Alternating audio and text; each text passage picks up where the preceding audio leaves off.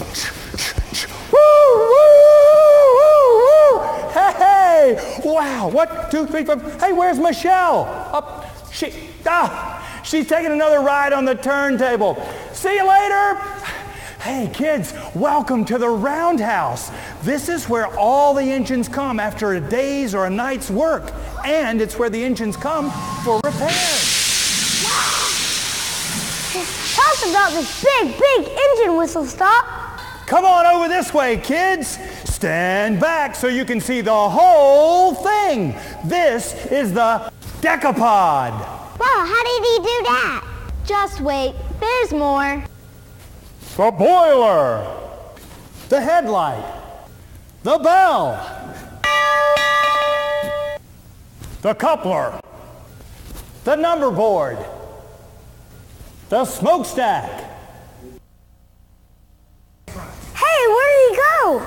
Here I am. This is called a cow catcher. But for a cow this size, I would suggest using a spatula. But hey, I don't make all the decisions around here.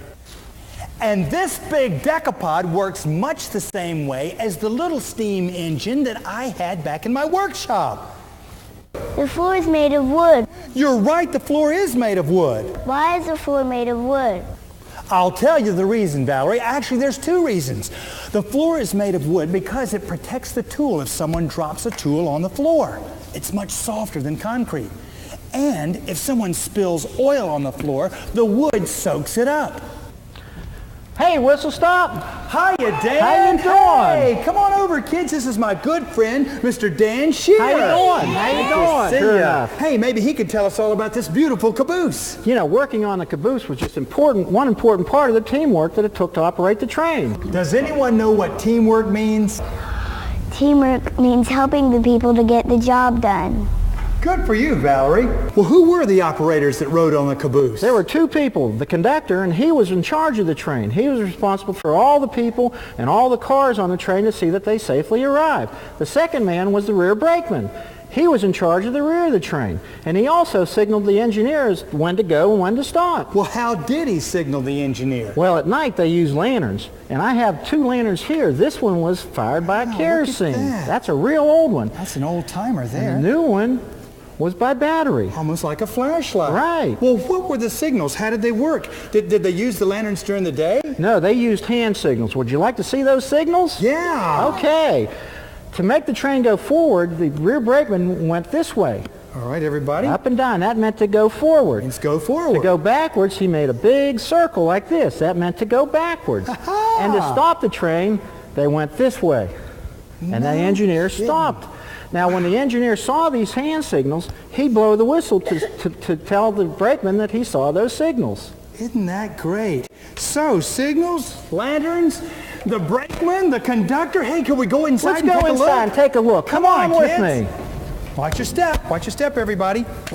Come on in, Whistlestop. Thanks, Dan. Hey, whose chair was this? This is the conductor's chair. Mind This is if where I- he sat to do all his paperwork. Look at that. Pretty special. Right. Look at that. A stove. Right. This is where they cooked, and this is how they heated the caboose. How about that? Isn't it nice? Boy, show me more. Okay.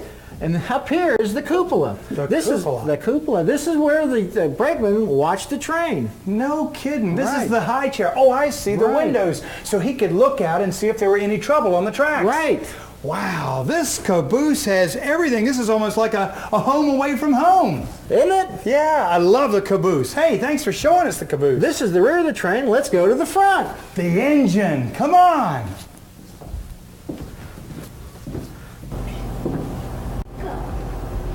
Say, this is a beauty. Whistlestop. This is a famous diesel electric. It pulled the Southern Crescent, a crack passenger train. The Southern Crescent.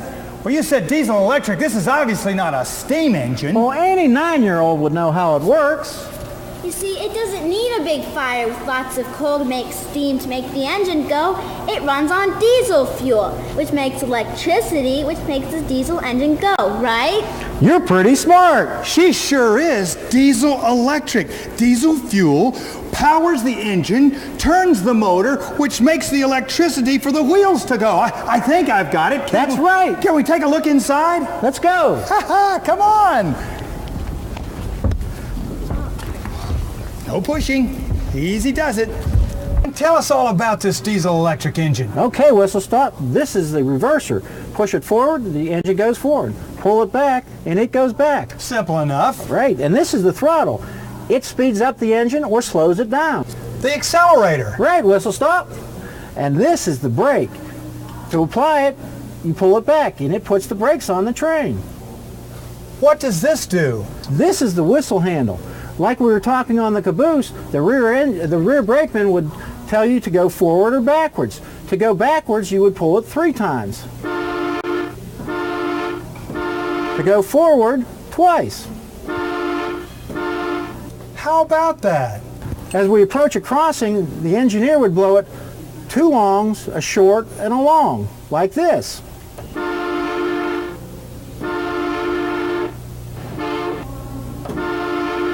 And it would warn the cars at the crossing that the train's coming. That is important.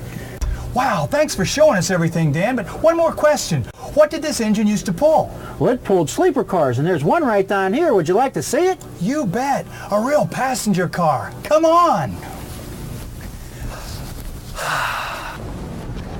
Is this a big engine too, Whistlestop Willie? It sure is big enough to be an engine, but it's a sleeper car, Alejandro. It's a Pullman sleeper. Would you like to see inside?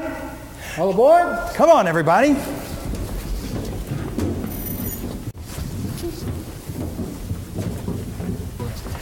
Tickets, tickets, tickets. Hey, kids, well, what do you think? Isn't this neat? Dan, we're inside the passenger car in what we call a sleeper room. Actually, kids, believe it or not, you can fold this sofa down that you're sitting on right now and it becomes a bed. And up above it is another bed that folds down too. You've got temperature control, you've got your blinds that go up and down so you could sit and read and eat, play cards. You have a bathroom right here that has a sink that goes up and a toilet that flushes. Ha-ha! And when you're ready to go to sleep, you can just grab a blanket and wrap yourself up and go to sleep. Hey, wrap yourself up. Hey, kids, that gives me an idea. Let's do the Whistlestop rap. What do you say? Yeah! Come on!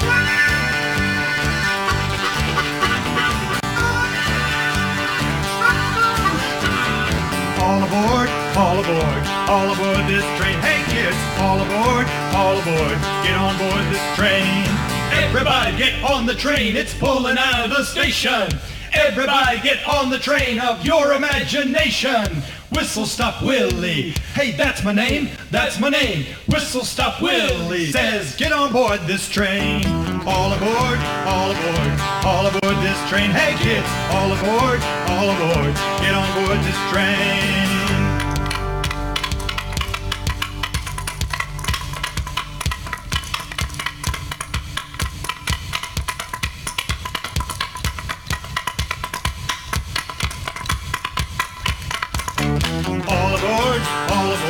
All aboard this train. Hey kids, all aboard, get on board this train.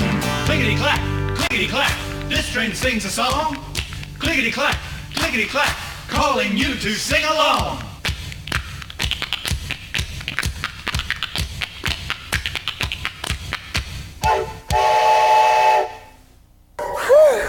Hey, kids, that was fun. Now, I want to tell you all a little bit about railroad safety, so pick up your bandanas and follow me. Come on, kids.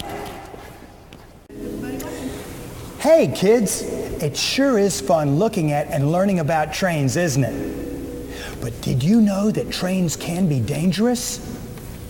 Whenever you're riding your bike near railroad tracks or walking near railroad tracks, always be alert and look for trains.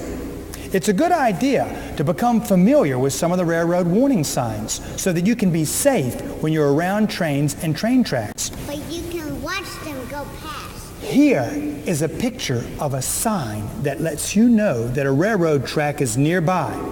You should always look both ways and listen carefully before you cross a railroad track, whether you're riding on a bike or in a car. If you see this at a railroad crossing, it means stop for trains. Be very careful and alert when there are no gates or flashing lights at a crossing. When you're riding your bike, you must obey all warning signs and signals, just as if you were driving a car. Whenever possible, try to avoid even having to cross a railroad track, either on foot or on your bike.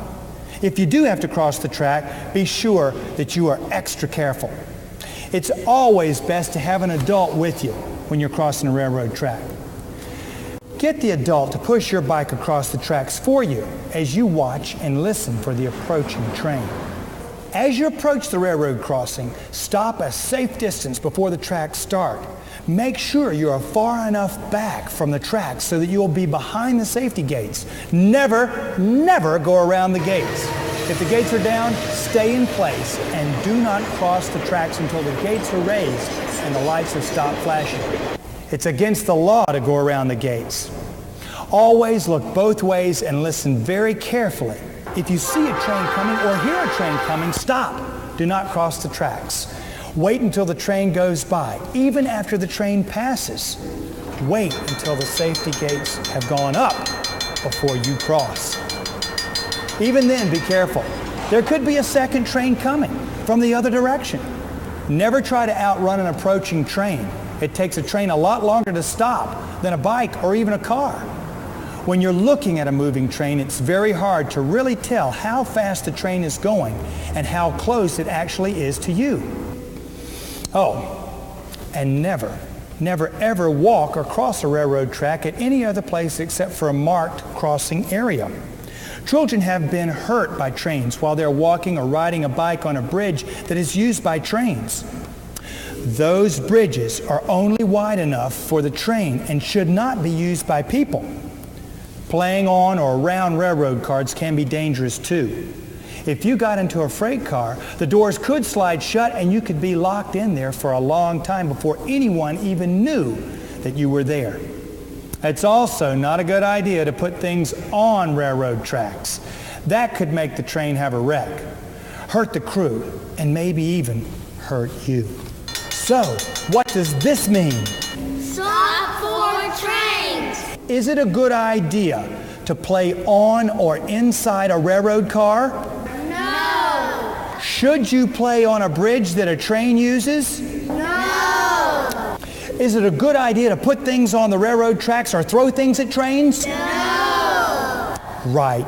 You know, trains can be fun, but we must respect the trains and treat them with caution.